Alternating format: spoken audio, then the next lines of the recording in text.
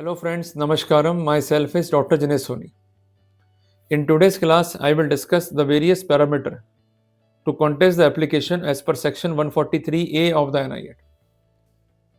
As we know that when a case is filed as per the protocol of section 138 of the NI Act, the concerned complainant may submit to the Honorable Court that there is a delay on the part of accused, the delay is deliberate, the accused is not having the proper stand, and prima facie all the facts are on the record from the side of complainant by the virtue of which inference in favor of complainant could be drawn. In addition to this, he may submit that the directions in the imperative way must be passed in the case so that the concerned accused could be compelled to pay the interim compensation, and in case he failed to pay, he is liable to be prosecuted and he is liable to be sent to the concerned jail. So with all this strategy, the concerned complainant submit the application. This is called the psychology of the complainant. So whenever the application is filed, despite of having the proper attack, we fight the case in the general way. We have to fight the application by using the reverse psychology. First of all, we have to understand what facts are averted by the concerned complainant to form the basis of intervention. If the facts are general, they are omnibus, in that scenario we could be succeeded. So regarding this, we have to understand certain points so that we could have a proper strategy on board and we could put up our proper stand on board accordingly. Section 143A of the NI Act has been inserted by the virtue of amendment.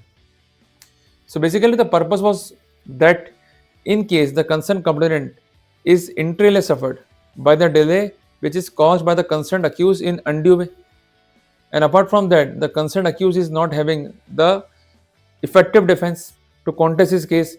In addition to this, prima facie, the concerned complainant specify the grounds for intervention. In that scenario, the court may award the interim compensation.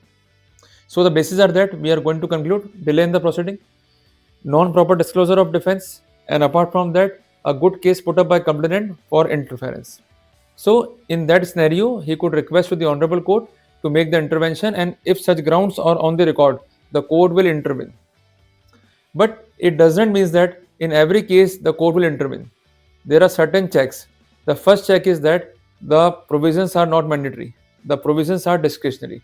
Means the court has to apply its mind to find out the prima facie case. If the case is not based on the merits, the facts are general, the facts are omnibus, in that scenario we could be succeeded. But mere submissions on our part are not sufficient. We have to specify each and everything in the specific manner. So first of all, we have to understand that we have to file the reply in writing.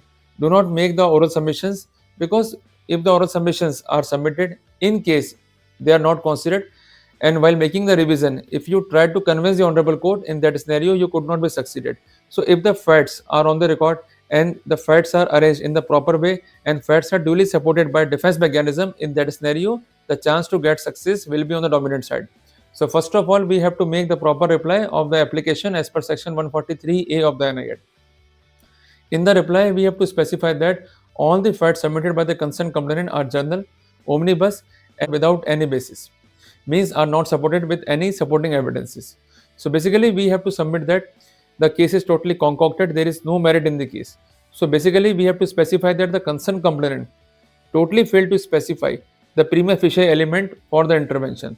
So basically, he has to specify that there is a case against the accused. In the case, there is legal enforceable debt. The check is drawn by the accused. The check is drawn from the account maintained by the accused. Ultimately, the check got dishonored. Notice is given. It is duly served. And despite of notice service, the concerned accused failed to make the payment. And apart from that, he is not having the proper stand. If no specifications are on the record from the side of complainant, then we could be succeeded. In addition to this, we have to specify that we always cooperated in the proceedings. So there is no delay on our part. And in addition to this, whatever applications are submitted is as per the due process. So there is no deliberateness on our part to cause any delay. So we always cooperated. Even we want the speedy disposal of the case, but deliberately the application has been filed so that our rights could be affected. In addition to this, we could specify that we are having the proper stand. In addition to this, we have make the proper reply to the concern notice, and there is no rejoinder to the same. So whenever you make the proper reply, there is no rejoinder, we could take the benefit. In addition to this, I want to specify that make your reply on a specific ground. If your reply is general, it is not specific, we could have the defeat in the court of law as per the protocol of Order 8, Rule 4 of CPC. In addition to this, we have to specify that we are having the financial crisis. So, if the order is made and it is not complied in that scenario, we have to face the adverse consequences. And we have to buttress our argument with further submissions that there is no fault on our part. So, whenever there is no fault on our part, there is no delay in the proceeding on our part. Apart from that, we are having proper stand, and there is no merits in the case of complainant. And apart from that, we are having the financial crisis. All these points in toto can be taken into consideration by the concerned court. In addition to this, we have to specify that the provisions are not mandatory, the provisions are discretionary. So the court has to apply its mind. So by the bare perusal of the case of the complainant, there is no merit in the case as evident. And apart from that, we have specified that the check has been misused. There is no legal enforceable debt. The notice has not been served. The account never belongs to you. The check is not signed by you. There are multiple grounds by the virtue of which we could raise the plausible defenses, and in consequence of which we could easily rebut the presumptions which are contemplated as per section 118, 139 of the NI Act.